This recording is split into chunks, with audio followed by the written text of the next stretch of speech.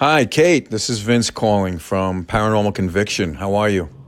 I'm good. How are you? Oh, I'm good, good. Listen, I want to thank you so much for agreeing to the interview, and I think the audience is going to love it. I'm excited. So we'll just start right off the bat. Go ahead. What? Let's tell everybody about your experience. Well, throughout my life, I had anomalous experiences. Um, and they just happened. And so there are a few that come to mind because they have verification from other people. And so I think that those are probably the best to talk about, in a short amount of time. Are any one of these experiences an experience that made you change your mind or solidify in your mind that there's something else? The very first one made me say, "Wow, what is that?" Okay? How old were you?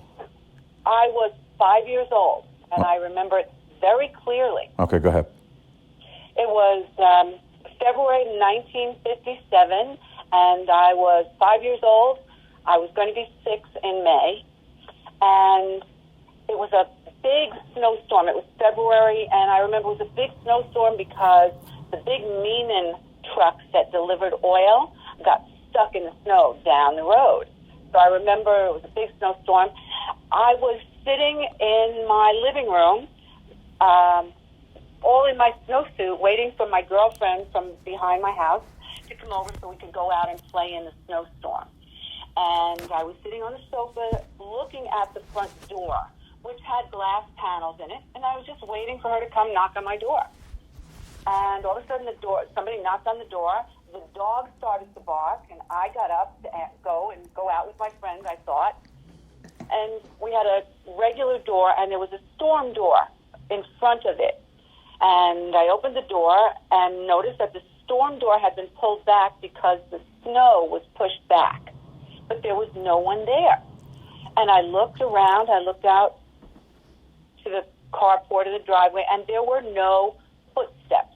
So I would think right off the bat, the wind probably opened the door, maybe banged on it, the outer door, the wind. Well, the dog barked, and it was a knock, knock, knock. I was sitting there waiting, and the wind couldn't have pulled that much snow. It was deep snow. At that point, it was 3-4 inches deep on the little stoop. Okay. The wind could not have pulled it open. And the dog was barking. The dog wouldn't bark at just the wind blowing. We had been having a storm for hours and hours. So I looked and I said, "Mommy, the door's open and there's nobody here and there's no footsteps." And she said, "It's Mr. Death come to get Papa." Now, my Papa was my grandfather, my mother's father, who was living in the house with my grandmother and me and my mother and my father, my other sister, and our dog. And he had been very, very ill. I didn't think he was going to die. I was 5. I wasn't thinking about it. But I said, "Oh, that's pretty weird." It's kind of weird that she said that, too, to a 5-year-old. Yeah. Was that common of her? Was she joking? It didn't sound joking at the time. I was very confused about how could this door be open? How did those knocks happen? And I wasn't scared when she said it. It was just kind of like, "Oh, that's a weird thing to say." Maybe I didn't think weird, but I remember thinking, that's strange to say. And so I didn't go out playing. My girlfriend never came. And we heard the knocking the next day and the next day on the windows around the house. Knock, knock, knock, knock, knock, knock. I remember. Monday. Anybody else hear it? Well, the dog heard it, and my mother and my grandmother heard it. My father was usually at work. But we all heard it. There was no... And there was any conversation like, who's knocking on the house, Or do you... Just the one time, my mother said Mr. Death was coming to get Papa. But you said it happened for like 3 consecutive days. But the other times, nobody said anything. No one said anything. Nobody said anything that I remember. Okay. You were young. Monday, right. And then Monday, the storm was over, and my mother went to go shopping, and she didn't drive, so she took a taxi cab. When she came back, she apparently left the door open, and I went out playing, and I came in, and my grandmother was crying, saying that Mr. Death got Papa, and he's not here anymore. There's no more Papa. And so that was my first experience of there's something else going on. All right. Just some knocking. Okay, go ahead. But remember, there were other people in the house and also the dog. Well, and did Mr. Death come to get him? Apparently. Like during that time, within those days? On the third day, on the Monday. On the third day he died? Knocking on Monday. Gotcha. Yeah. And he died in the house, correct? In the house. Okay. In my bedroom. Okay. So And I remember thinking... How old was he? Well, he was 62. Oh, not that old. I think. No, he had lung cancer from being a fireman on the railroad. Okay, so 62, not that old. Okay. All right. No. So that was the first time I ever thought that there was something. Okay. And things went on around, other things went on. The next one, though, so that was 1957. The next one that was so anomalous to me that it never left my head was 1969. And I had one son who was just over a year, but had been talking for a couple of months, believe it or not. That was John. And I was pregnant with, my son John, my oldest son John. I was pregnant with my second son. And our family friend, our very good family friend, Mike Poggi, was killed in Vietnam. Okay. He was my first son, John's godfather. But he had left for Vietnam in September of 68. So John at that point would have been 4 months old, 3 months old, something. So I'm pregnant with my second son, 5 months, and when Mike was killed, we were distraught. Everybody that knew him, his parents, all his friends, me, my husband was his best friend. They were distraught. And when his body was brought back, they had the funeral, and I was out of my mind. I don't remember ever being that distraught before in my life. All right, so the funeral was over, and it was 2 nights later, and I was 5 months pregnant, and I didn't feel well, sleeping. My husband had to get up and go to work, so I got out of bed and went into my baby's room, where there was a bed, feeling I wouldn't bother my husband and let him sleep. And I went to baby's room and got into the bed, not the crib, but a separate bed, and went to sleep. And then I woke up and sat up and looked to my left, and the door was right there. And Mike, who had been killed in Vietnam, walked into the bedroom. As real as anything. Just like a person standing there. Like somebody was standing right there. Nothing, not like misty or shadow. No. Just like a person. No, he was wearing jeans. He was wearing a shirt. It was actually, that room may have been the last place I saw him alive, because we were working on the baby's room. He was helping, my husband do it just before he left. So wait, anyway, so you were sitting in the room, and all of a sudden he was just standing there, or he walked in the door. He walked, was the door closed? I remember that the door opened and he walked in. Okay, so you must have been like, I was absolutely terrified. Couldn't look at him. Looked at him first when I saw him, but then I couldn't really look at him because I said, this is not okay. No chance you were sleeping? No. Dreaming? I didn't think so at the time. I did not think so at the time. Okay, I thought I was awake. So I'm like, what are you doing here? And he said, you need to calm down. And I said, okay. And he said, you're going to hurt your little boy. And I said, he's fine. John was in his crib, sound asleep, fine. And he goes, no, the little boy you're carrying. And I said, oh, because in those days you didn't know what you were going to get. There was no way to know what child you were going to give birth to. So I was like, oh. And he said, so just, calm down. I'm okay. And I want you to tell everyone that I'm all right. Now, we had 2 friends that were about to leave for Vietnam next month. This was May. They were going in June. they were both pretty upset because their close friend had just been killed there. And his mother was out of her mind. This was her oldest son, and she was completely devastated. She could not function. She had 2 more kids, but she couldn't function. And he came and gave you the task of telling everybody that you seen him? Well, he said, yes. He said, I want you to tell everybody that I'm okay. And I was like, okay. Just anything to get you out of here. I just wanted to, I was frightened and thinking that there was something wrong with me. This was not normal. This is not okay. Oh, so you were just trying to like shoo him along. Okay. Yes, shoo him along. Exactly right. Yeah, whatever you say. So he said, and I want to tell you that I'll always watch over your boys. And I said, okay. At that point, I had 1 boy. So he walked out. I went back to sleep. The next morning, I woke up. He walked out. You didn't think about like going back out into the hallway or wherever, out of the room, and like looking for him to see if he's still there? No, I just wanted him gone. I was just. So you were freaked out. Okay. I was freaked out. So I went back to sleep. The next morning, I woke up and I remembered everything about it. And I said, I'm not telling anybody anything. I'm pregnant. They'll think I'm hysterical. They'll take my child away from me. I'm not saying anything. So I didn't even tell my husband that his friend had come. I didn't tell anybody. So now it's about 2 weeks later, and we have to remember that my little son had been speaking sentences for 2 months at that point. So it's a bright morning, sunshine, maybe 2 weeks later, and that's why I know it was May, because it was beautiful weather, and I'm doing the dishes in the morning, and little John comes up to me and he says, Uncle Mike is in my room. All right, I may have dropped the dishes. I felt like fainting.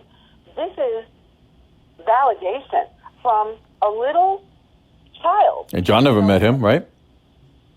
Only when he was 4 months old, maybe. Right before he went into the war. Just before. He couldn't have known. Right. And we didn't necessarily refer to him as Uncle Mike. He was Mike to us. And we weren't talking to John about Uncle Mike this or Uncle Mike that. That wasn't going on. And he was John's godfather. He was. Right. He was John's godfather. But he hadn't seen him since he was 4 or 5 months old. Right. So he said to me, Uncle Mike is in my room. And you can imagine, my brain froze for a second, said, well, that's where I just saw him. I saw him in that room, and I didn't know what to do. I didn't want to scare John and run and freak and take him out of the house or anything. I hadn't been hurt. He didn't seem upset. I didn't know what to do, so I said to him, are you afraid? Are you scared? And he said, no. I said, okay. And he just went back and played in his room. And that was the end of that. You didn't go and look? I did not. I felt that I had been told, and now this little child came and told me. Yeah, but wouldn't you even think like, all right, maybe it's not Uncle Mike. Maybe there's somebody else in the room with my, son. No, there couldn't have been. It was a little apartment. They would have had to come up the stairs. They couldn't have gotten past me. Okay. Maybe I went, after he went back down, I probably went and just saw that he was okay. But what I'm saying is you didn't even think to check like if there's somebody else in the room because you 100% thought John just saw whatever I saw 2 weeks earlier. I understood that he saw what I had seen, yes. That's what you thought? There was no way anybody could have gotten in. Right. I would have heard it. Right. I would have. The stairs came right up by the kitchen. Were you thinking like, oh, Mike, just please go away? No, then I felt like he really loves us and he wants us to know that he's okay. And so I went and I told our 2 friends. One of them ended up being one of the soldiers. They went into the army, and they were drafted. They didn't have a choice. But I don't know what happened to one of them. He lived. Neither of them died. But one of them became the soldier that takes the bodies back to the family. And he did that because he felt, he knew what it meant for Mike to have been brought home. And so he did that job in the army. And both of my sons mentioned things down the road about, I think Uncle Mike helped me or kept me safe, they both mentioned it through the years. So that was something that was something. And then other things happened. And now we're in 1991, I think.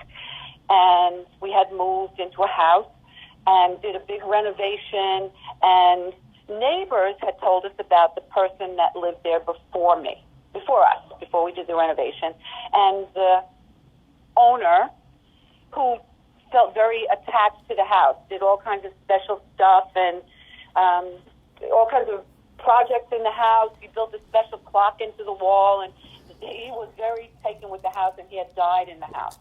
Okay, so we did a renovation, and now the renovation's done, and we just brought in new furniture. And the floor plan of the main part of the house was a big living room, dining room, kitchen, so that you could see the whole area from wherever you were standing. And so now there's my third son. Now he's about 9 years old. And it's, again, another bright, sunshiny day. And he comes down the stairs and comes into the kitchen area and says, "Who's that guy?" And I'm looking around, and there's nobody in the house as far as I can see. And I said, "What guy?" And he goes, "The guy in that chair, right there." So the chairs were right in front of me. This was not, a gigantic house. So he was seeing something like right in the room that you couldn't see, and you were right in the room? I couldn't see. And I said, "Jared, what? Chair?" And he's like, "Don't you see him right there?" And I did not, but he did. And so this is another one of my children telling me that they see stuff that's not usual day-to-day happening. And that was very interesting because somebody else, now that actually happened to me. But then within the time period that we lived in that house, there was a friend of ours doing some project, and he was touched on the arm numerous times when there was nobody there, to the point where he would not go and finish the project by himself.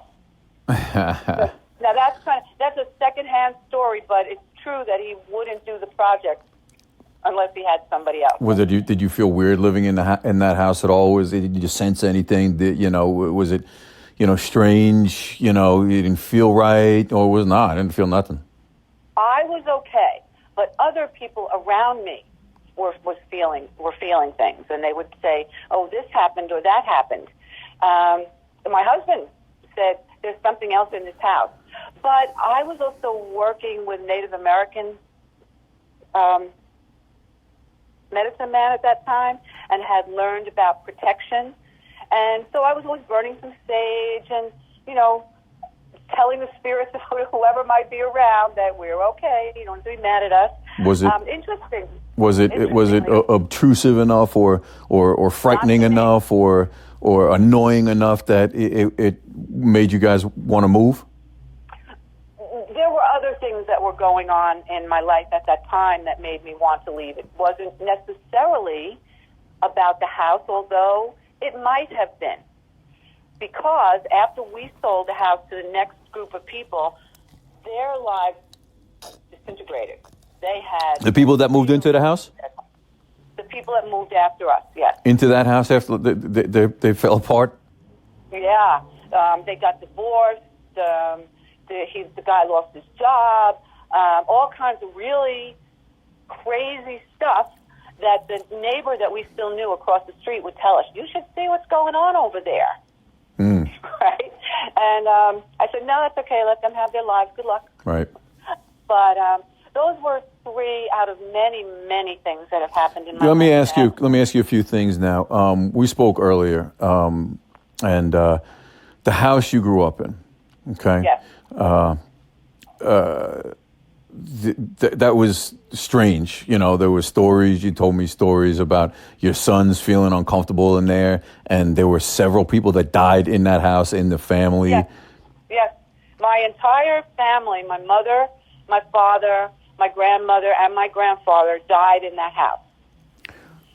2 of them. But your mother didn't actually die in the house, right? She was injured in the house, but she died in the hospital, correct? She died in the hospital, but she was not really alive when she left the house. There was a brain injury, traumatic brain injury, which she predicted 4 4 or 5 years before it happened. Do you think in your heart that she was pushed down the stairs? Because that's how she got hurt. Do you think or do you think she just fell down the stairs?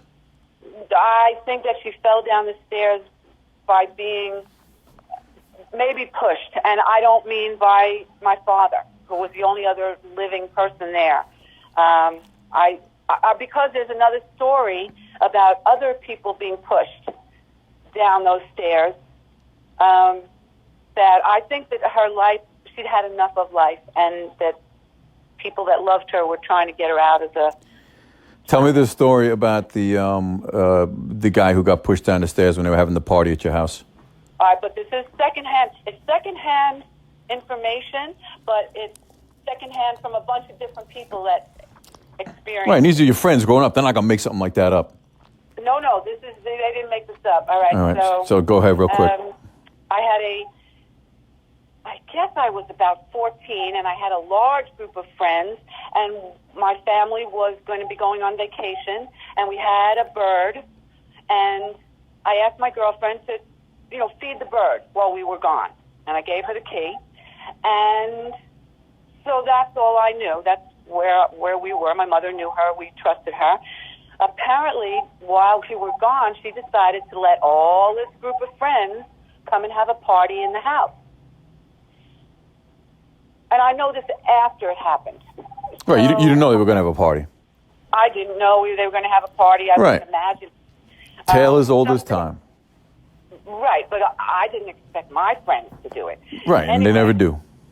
So when we got back, the first thing was that the next door neighbor said, there were some kids in your house, and we called the police, and blah, blah, blah, and there were a few things missing. Okay, so that's how we found out that there had been a party. But tell us what happened at the party.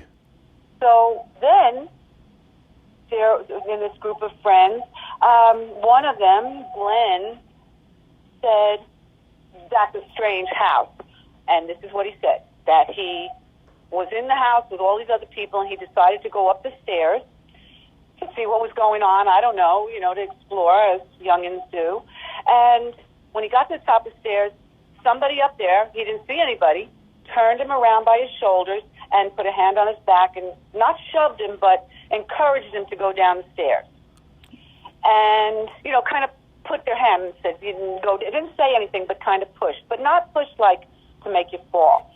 And he was annoyed and said, I'm going to go back up there. This is what he said. Then he went up and he said, the second time, somebody forcibly turned him around and pushed him hard down the stairs. And he was asking the other kids in the house, who's up there? Who's upstairs? And everybody said, there's nobody up there. He went flying out of the house as fast as a 16-year-old boy can run, right into the arms of the police, who had been called by the neighbor. And they were trying to round up all the kids that were in. And he was freaked out, like, I'm not going back in that house. I'm not going in that house. You can't make me go back in that house. I'm never... Now, this is a tough, greaser kid. Somebody scared like that, you would never hear him say that, because that's his reputation. But as soon as he saw me, he told me that story, and then other people said, did you hear about Glenn? And blah, blah, blah, and that he won't go in, and other people saw him being pushed down the stairs. They saw him reacting as though somebody were pushing him. So, people still talk about it. It was just brought up to me not that long ago. I think that there was something in that house, and it may have been, I don't know who it was. Wasn't there also a time where, when you were young as well, where you were reading to your friend? Oh, yeah. And some books went flying and stuff? Oh, that's another real story. I'm 13 years old. I have a girlfriend, and it's the height of the summer, and we're reading Dracula back and forth to each other. And I had been reading it many, many times. When I would get a book, I still do it. If I love a book, I'll read it over and over. So we were reading it back and forth, and we had a Beach Boys album playing in the background. We're in the upstairs room. And we got to the section in the book where the sun is going down, and they have to kill Dracula because if his eyes see the sun set, then he can come up and kill them all. And it's a very dramatic scene. And we're talking about, and his eyes turn to the sun, and we had a bookcase. The bookcase not where the books were on top, they were inside the shelf, and all of the books came flying out of the bookcase onto the floor. The record that we were listening to physically warped. My friend and I went flying down the stairs. I don't think either of us touched the stair. Down the stairs, through the living room, out the door. And my mother's like, what's going on? I was like, I don't know what just happened. And we went back upstairs, and the books were all on the floor, and the record was physically warped. Like if someone like heated it with a torch or something. Well, something, if you can imagine vinyl. Before it would actually bubble, it was just warped, and the books were on the floor. So that really did happen, too.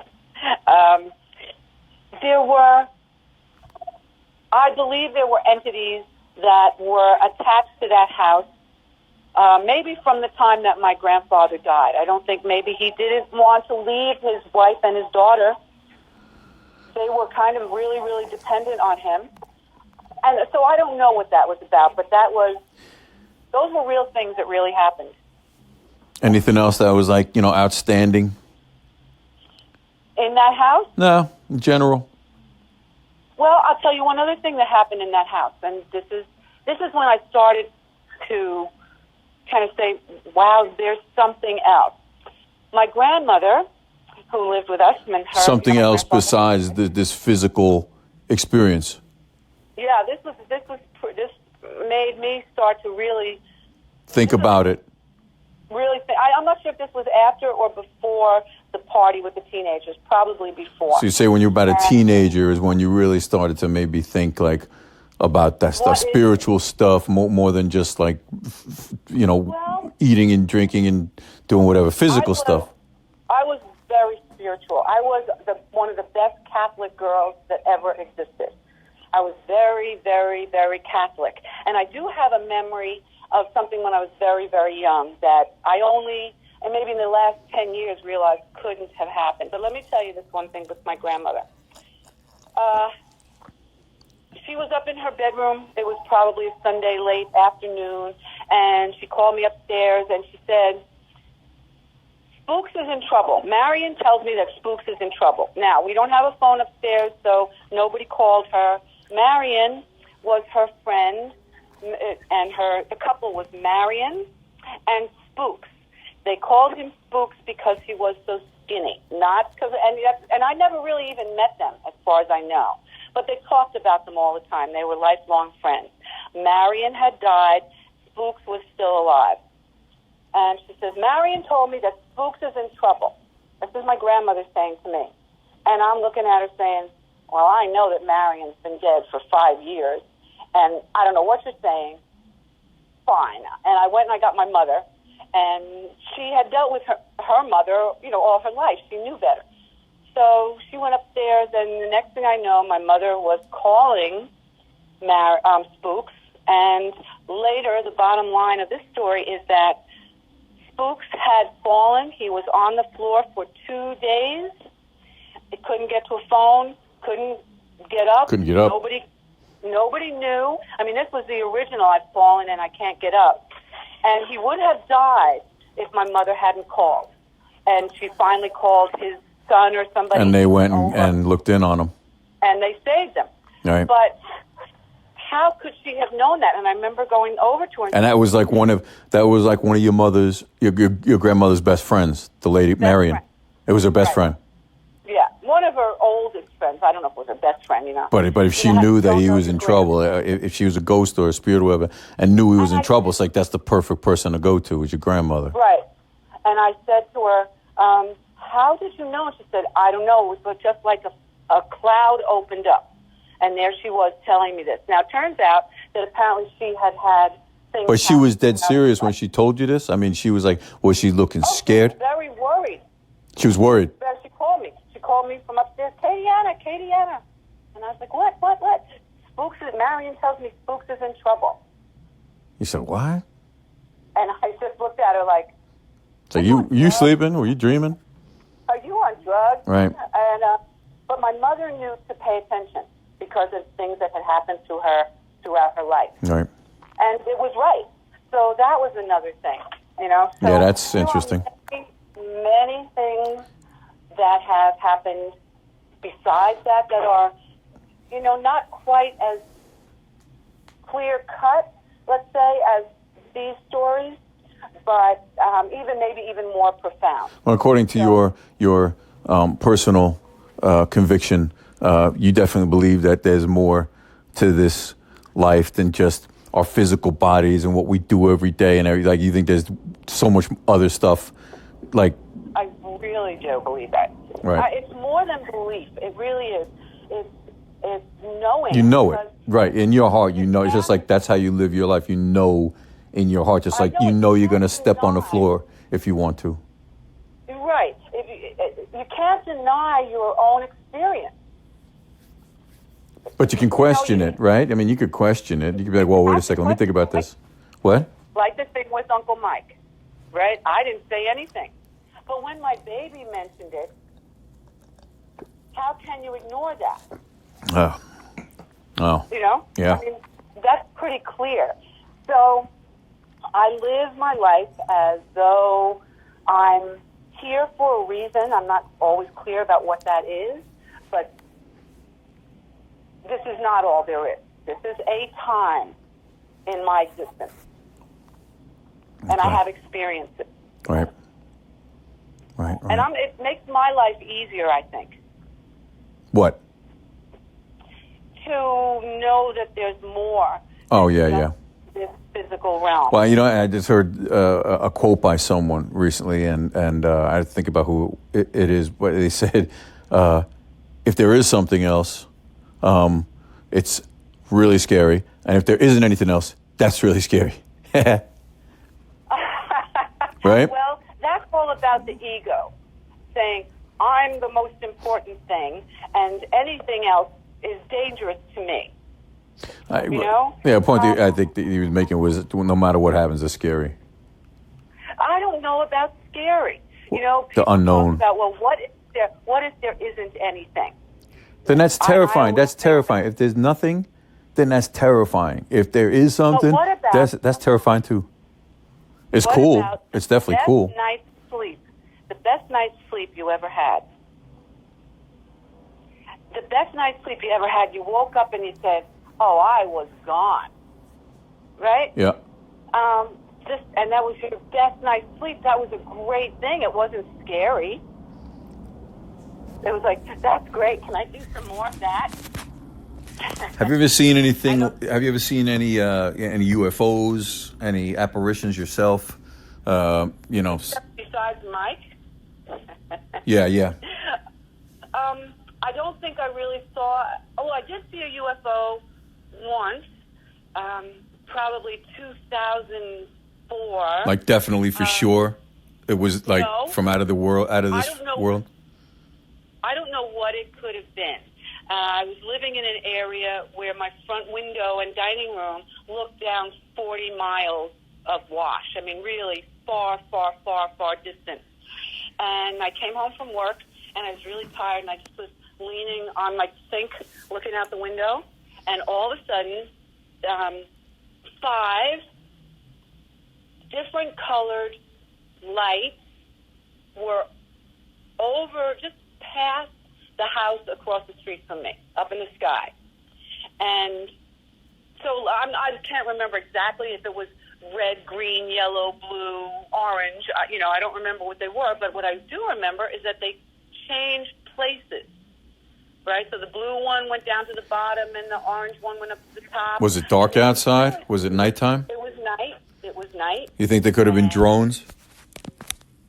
We didn't have drones then, and they couldn't have been this specific, because the blue one would change places with the orange one immediately. You think they So changed places or just the lights changed? They seem to change places, and so at one point they were like on a diagonal from the upper left to the lower right, and then they went from the upper right to the lower left, and then they went, I don't know how to explain, long. It looked like they decided to get long and go away. I don't know if that is... Get long and like what, single file? Like a single file, yeah. And I decided I was going to run outside. So they actually changed positions. I mean, to form different shapes. No, they were all balls of colored light. They stayed balls of, but they changed. Right, but you were saying they were in different positions, and then when they left, they formed single file, which means they had to have moved independently. Yes. Right, yes.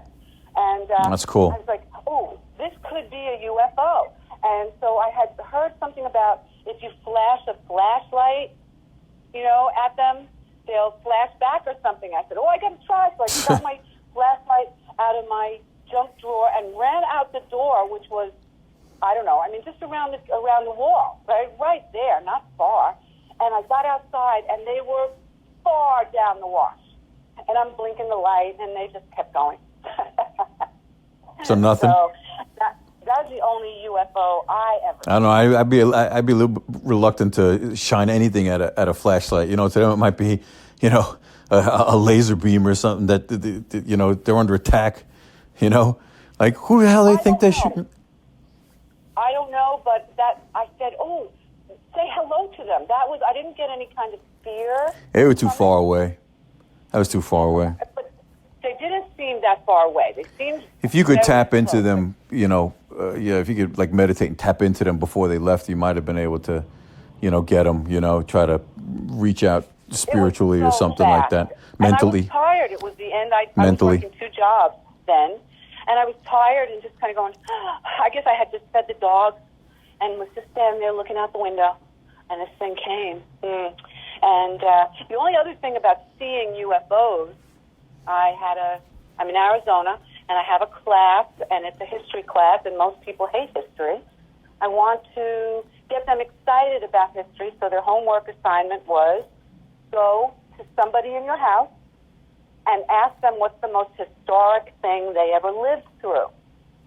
Because if your parents tell you something interesting, it's more interesting than if the teacher tells you.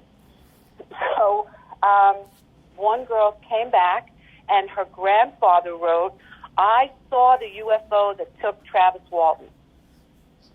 I was like, that's not what I was thinking, but that's a good one. So, I didn't see it, but this was, Arizonans tend to be pretty conservative, tends to be more conservative than other places. And for this grandfather to have written that just out like that, he must have felt pretty certain about it. And where that happened was not that far from where we were. Yeah, sure. It's several generations later, so that could happen. Yeah, small world. It was a grandfather. All right. So so you definitely believe there's something else. Okay, that's good. That's what this channel's all about.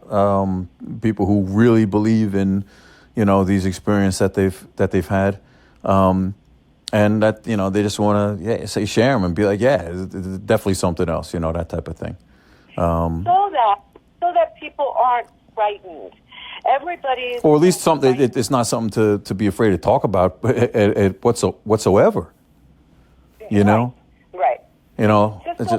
It's really interesting. Great stories. Well, I'm glad. I hope that people think it's interesting, and and I want to thank you for contributing. Insane. I don't think so. But these are things that other people saw too or experienced too. Right. So it's not just me. Yeah. All right. Well, listen, thank you so much. Thank you for asking and listening. Absolutely. Love your stories. And if you ever have any more, definitely get in touch. And we want to thank you so much. Thank you so much. Thank you. Be okay. well. Bye-bye. Bye. And I want to thank everybody for listening. We will see you next time.